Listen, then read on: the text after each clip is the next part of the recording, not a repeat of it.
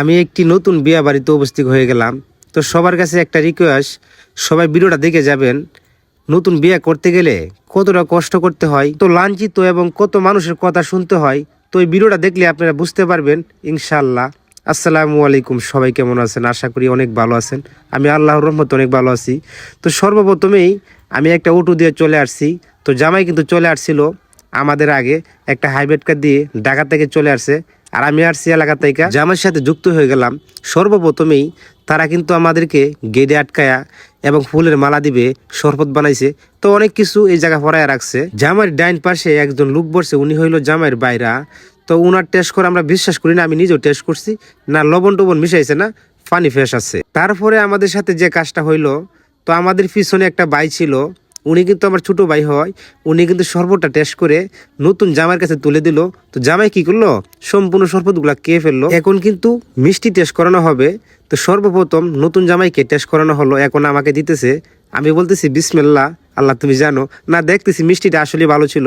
তারপরে কিন্তু জামাইয়ের গলায় মালা দিতেছে তারা। মালা দেওয়ার পরে তাদের আবদারটা কিভাবে আদায় করতে চাই, সর্বপ্রথম নিবে না, যখন দেখছে একসাথে 3000 টাকা, তখন আর ফিসের দিকে তাকাইছে না, টাকা নিয়েই দৌড়াদৌড়ি করে চলে গেছে। আমাদের উপরে রাস পর্যন্ত ফুলও দেয় নাই। তো একটা ভাই আমাদের উপরে ফুলগুলো ছিড়িয়ে দিছে। তারপরে যে কাজটা করলাম, আমরা জামাইকে নিয়ে ভিতরের দিকে যাইতেছিলাম ইনশাআল্লাহ। তাতেই বোঝা যায় টাকা মানুষকে পাগল বানায় দেয়।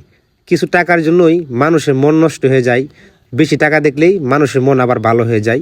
তারপরে যে কাজটা করলাম, জামাইকে কিন্তু এক জায়গায় বসায়া জামাইকে খাওয়া দাওয়া করাইলো। এখন কিন্তু জামাইকে হাত ধোয়ানির জন্য চলে আসলো কিছু তার শালিকারা। নতুন জামাইয়ের হাত ধোয়ানি শেষ, এখন কিন্তু তাদের আবারও আবদার টাকা লাগবে।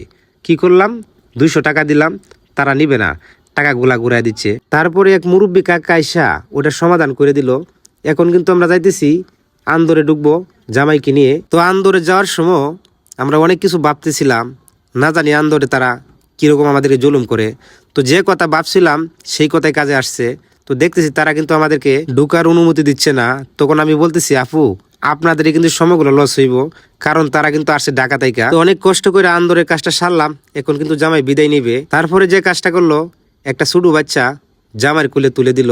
তো দেখতেছিলাম জামাই কিন্তু বের হয়ে মাইকুর দিকে চলে আসছে। তো আমি অনেকের কাছ থেকে বিদায় নিচ্ছি, কারণ এই জায়গায় আমার আশা হয় কিনা জানি না। তো জামাই আমাকে বলতেছে, ঠিক আছে ভাই, ভালো থাকেন, দোয়া করেন আমাদের জন্য, যাতে আমাদের দিনগুলো ভালোভাবে কাটে।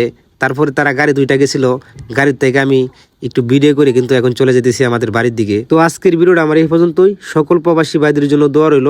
আপনারা সকলেই ভালো থাকবেন, সুস্থ থাকবেন। আসসালামু আলাইকুম।